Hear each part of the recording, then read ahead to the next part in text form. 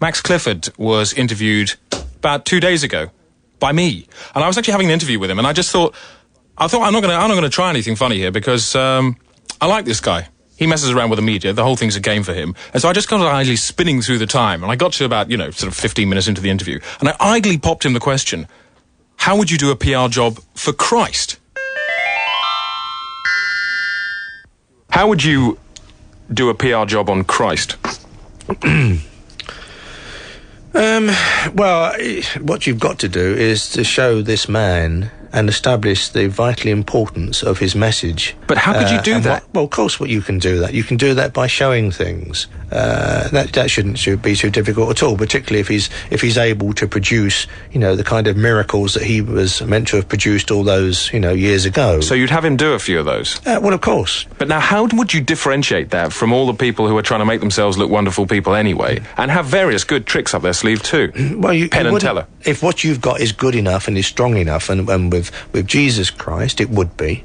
Would it? Of course it would, because that's what the world wants and that's what the world needs. How could you do that, though? I mean, using the media, wouldn't people just say, David Icke? I've just explained to you that, for example, if this man were to be seen somewhere performing the kind of, amazing miracles that he is capable of. Well, I mean, the thing is, what could he do? I mean, in order to convince a large number of people, he'd have to be like in the audience at Wembley Stadium when the Stones are playing. Keith Richards would die halfway through and Jesus would come up on stage, touch him with his finger, and he'd be able to carry on until the end.